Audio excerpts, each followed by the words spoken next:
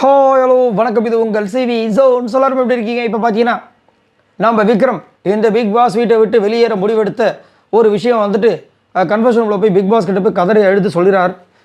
என்னால் இங்கே இருக்க முடியல. வியானா வந்து சொன்னதும் பார்த்தீங்கன்னா எனக்கு ரொம்ப கஷ்டமாக இருக்குது. வெளியில் பயங்கரமாக வந்துட்டு தவறாக போயிருக்குமோன்னு பயமாக இருக்குது. என்னோடய மனைவி என்ன நினச்சிருக்கான்னு தெரியல. என்னோடய அம்மா அப்பா என்ன நினைக்கிறாங்க தெரியல. அவங்களுக்கு என்ன மாதிரி விஷயங்கள்லாம் வருதுன்னு தெரியல. அதனால் ரொம்ப வருத்தமாக இருக்குதுன்னு சொல்லி நிறைய புலம்பி தள்ளுறேன். அதேமாதிரி எனக்கு ஸ்ட்ராட்டஜி தெரியாது. இவங்க என்னமோ நான் ஸ்ட்ராட்டஜி பண்ணுறேன்னு சொல்கிறாங்க, கேம்னு சொல்கிறாங்க. ஏன்னா நிறைய விஷயங்கள் வந்துட்டு வியானா இன்றைக்கி வந்து வச்சு செஞ்சுட்டாங்க. குறிப்பாக வந்துட்டு சாண்ட்ராக்கு சிரிச்சுக்கிட்டே கலாய்க்கிறாங்க வியானா. பட் விக்ரம் கிட்ட மூஞ்சிக்கிட்ட நேராக சொல்லிட்டாங்க. ஃப்ராடுன்னு சொல்லிட்டாங்க, முதலை கண்ணீர் அப்படின்னு சொல்லிட்டாங்க. அதுக்கப்புறம் விக்ரம் சொல்லிட்டாங்க. நிறைய விஷயங்கள் சொன்னதுனால அவருக்கு அது வந்துட்டு ரொம்ப ஹர்ட் ஆன மாதிரி ஆகிட்டு வெளியே உட்காந்துட்டு இருந்தார். அதுக்கப்புறமா வந்து கண்ணாடி முன்னாடி நின்றுட்டு இருந்தார். அப்புறமா பிக் பாஸ் கிட்ட பிக் பாஸ் தயவு செஞ்சு எனக்கு கூப்பிடுங்கன்னு சொல்லி அதுக்கப்புறமா பிக் பாஸை பேச ஆரம்பித்தார். ஆனால் உள்ளே போகும்போதே ஒரு வார்த்தை சொல்லிட்டார். நான் போகிறேன், நான் வந்த வேலை முடிஞ்சிருச்சு, இந்த பிக் பாஸ் கேம் முடிஞ்சிருச்சு, இப்படியே நினச்சிட்டு இருந்தீங்க, இப்பயே கெட் அவுட் அப்படின்ட்டார். ஆனால் நீங்கள் என்னோட விக்ரம், அதை நீங்கள் சொல்லக்கூடாது அப்படின்ற மாதிரி வந்துட்டு முடித்தார். அதுக்கப்புறம் அவர் வந்து ஃபீல் பண்ணி ரொம்ப சொன்னார்.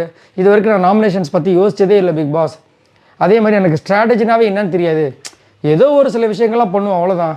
ஆனால் என்னை வந்து ரொம்ப ஓவராக வந்து அப்படியே இதுவாக பேசுகிறாங்க அப்படின்போது பிக் பாஸ் என்ன சொல்கிறாருன்னா, வெளியிலேருந்து வரவங்க ஏதாவது ஒன்று சொல்ல தான் செய்வாங்க. இன்றைக்கி வியானா சொல்கிறாங்க, நாளைக்கு இன்னொருத்தவங்க சொல்ல தான் போகிறாங்க. ஆனால் நீங்கள் வந்து அதை எடுத்துக்கிற விதங்கள் தான் ஒன்று இருக்குது. நீங்கள் செஞ்சதை சொன்னாங்கன்னா ஏற்றுக்குங்க, செய்யாத சொன்னால் காதில் வாங்கிட்டு அந்த பக்கம் விட்டுருங்க. அதே மாதிரி நீங்கள் இப்போ வந்துட்டு கிவ் அப் பண்ணிட்டு போயிடுறீங்கன்னு வச்சுக்கோங்க. வெளியே போய் டிவியை பார்க்குறீங்க, அதில் நீங்கள் எதுவுமே பண்ணாத மாதிரி உங்களுக்கு தோணுது. அப்போ அந்த கில்ட்டியே உங்களை வந்து என்ன பண்ணும் யோசிச்சு பாருங்கள். அதனால் தயவு செஞ்சு அந்த மாதிரி முடிவு எடுக்காதீங்க. அதே மாதிரி இன்னும் 2 வாரம் தான் இருக்குது. இவ்வளோ தூரம் குழியை தோண்டி டைமண்ட் கிடைக்கிற நேரத்தில் நீங்கள் பாட்டு கிவ் அப் பண்ணிட்டு போய்ட்டு என்ன அர்த்தம் அப்படின்னு சொல்லிட்டு வழக்கம் போல் என்ன பேச முடியுமோ சூப்பராக பேசியிருந்தார். ரொம்ப அழகாக பேசினார்.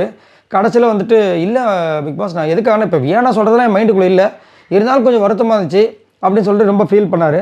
அது மட்டும் இல்லாமல் காலையிலேயே திவ்யா கிட்ட வேறு வந்து ரொம்ப ஃபீல் பண்ணி நான் உங்களை தெரிஞ்சே அழ வச்சுட்டேன், அதுதான் என் மனசு கஷ்டமாக இருக்குன்னு சொல்லி ஒரு விஷயத்த பண்ணியிருப்பார்.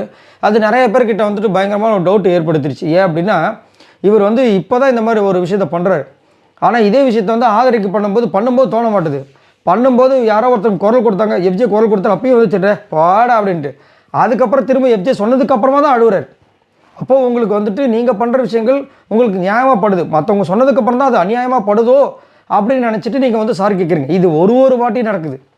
இது வந்துட்டு அதை தான் வந்து வியானாவும் அப்பப்போ சொல்லியிருப்பாங்க, சரிங்களா? அதே மாதிரி தான் அன்றைக்கி பார்வதியை வந்துட்டு ஏதோ ஒன்று அசால்ட்டாக ஒரு வார்த்தை சொல்லியிருப்பேன். பயங்கர சண்டை நடந்திருக்கும் இந்த ராஜாங்கம் டாஸ்க்கு டைமில்,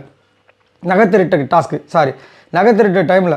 அப்போ வியானா அழகாக சொல்லியிருப்பாங்க, இந்த வாரம் வந்து அவர் நிறைய வார்த்தைகள் விட்டுருக்காரு, அதனால தான் இதை பேசுகிறாரு அப்படின்னு சொல்லிட்டு. ஸோ இதை ஒரு தொடர்கதையாகவே வச்சுருக்காரு.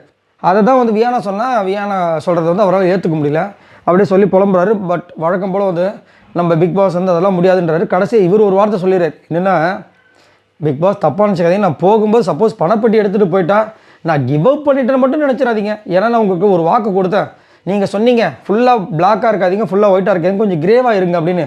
அதனால தான் நான் கிரேவாக இருக்கேன், கொஞ்சம் லிமிட்டை தாண்டினேன், மற்றபடி எனக்கு எதுவுமே தெரியாது அப்படின்ற மாதிரி அப்ரூவர் ஆகி உட்காந்துட்ருக்காரு. பிக் பாஸை வந்துட்டு விடுற மாதிரி இல்லை. ஏன்னா மொத்தமே 6 பேர் தான் இருக்காங்க. இவர் பாட்டு கிளம்புறேன்னு சொன்னால் எப்படியும் ஒருத்தர் வந்து பணப்பெட்டி எடுக்க போகிறாங்க. அதனால தான் அங்கே வந்து பணத்தையும் வச்சுருக்காங்க, அந்த பெட்டியை வச்சுருக்காங்க. பணம் இனிமேல் இவங்க விளாட்றத பொறுத்து தான். இன்னும் இது வரைக்கும் வந்துட்டு அந்த டாஸ்க்கெலாம் ஸ்டார்ட் ஆகலை, இதுதான் இப்போ போயிட்டுருக்கு. அவர் வந்து ஆனால் முடிவு பண்ணிட்டார், இந்த வாரம் கண்டிப்பாக பணம் வச்சாங்கன்னா எவ்வளோ காசு இருந்தாலும் எடுத்துகிட்டு போகிறதுக்கு ரெடியாக தான் இருக்காப்புல நம்ம விக்ரம். இது யாருக்கு போக போகுதுன்னு தெரியல. பட் விக்ரம் எடுத்தாலும் சந்தோஷம் தான். ஏன்னா விக்ரம் வந்து ஃப்ரம் டே ஒன்லேருந்து இது வரைக்கும் நிறைய விஷயங்கள் பிடிக்கலையோ நிறைய விஷயங்கள் ஸ்டெப் எடுத்துருக்காரு. ஒரு வீக்லி டாஸ்க்கும் பண்ணியிருக்காரு.